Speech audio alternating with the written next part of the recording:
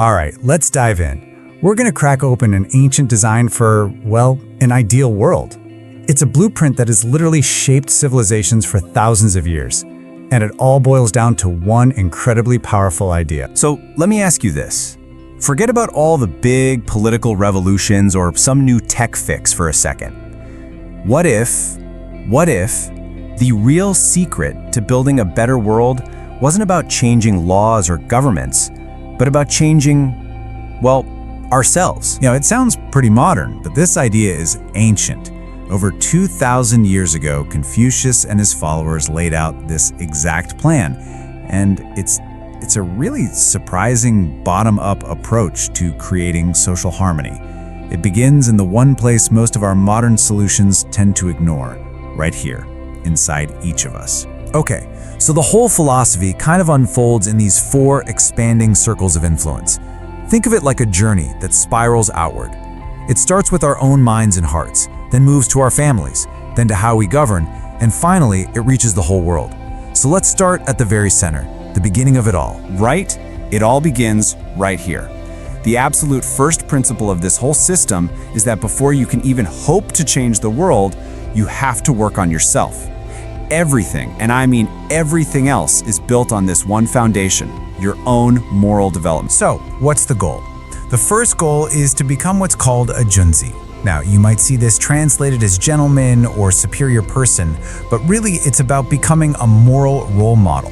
And this has nothing to do with your status or how much money you have. It's all about developing a character that's so solid, so admirable, that other people just naturally want to be better when they're around you. Okay, so how do you actually become a Junzi? Well, you do it by cultivating what you could almost call your inner software.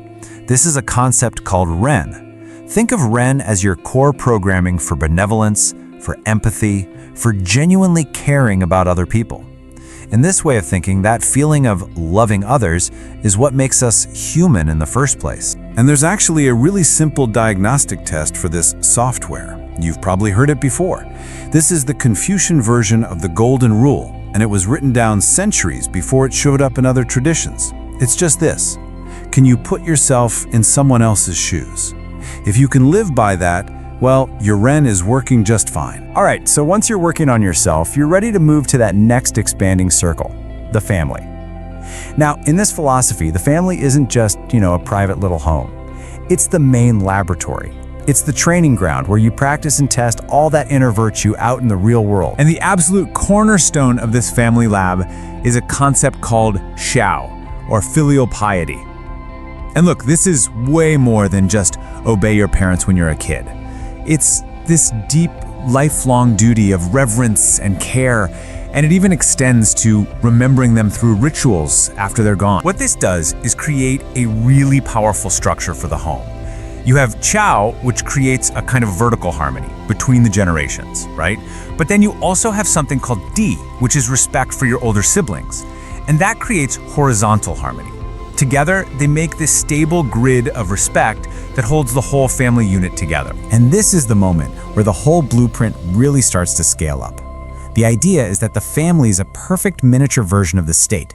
The logic is actually pretty elegant. If you've learned how to be a good son or a caring brother, you've already mastered the social grammar, so to speak, of being a loyal and responsible citizen. Okay, so from the family, the blueprint expands again, this time to map out all of society. And the way it does this is through the lens of 5 fundamental relationships that are meant to define everyone's place and purpose. So here they are, the 5 core relationships. You've got ruler and subject, father and son, husband and wife, elder and younger brother, and finally, friend and friend. The most important thing to see here is that each one isn't just about power. It's defined by a specific set of mutual duties, and that right there is the key. It's a two-way street.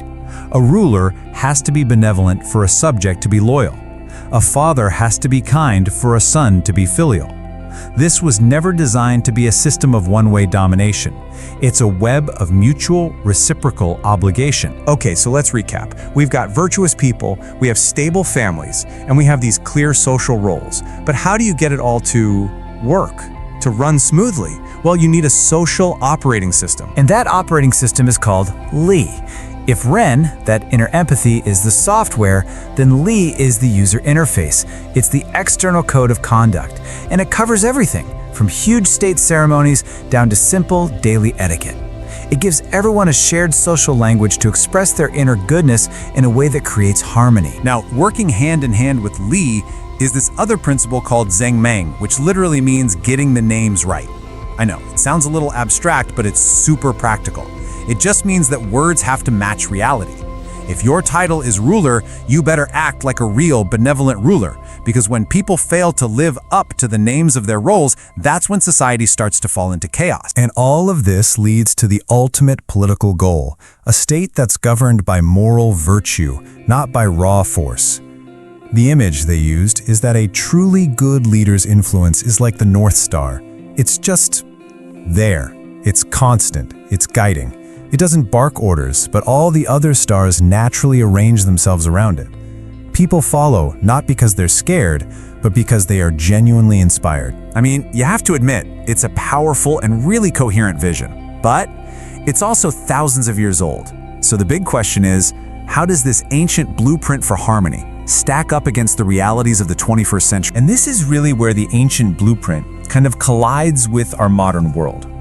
On one hand, you have the Confucian ideal, which prizes social harmony. And that harmony comes from everyone understanding their defined roles and mutual responsibilities.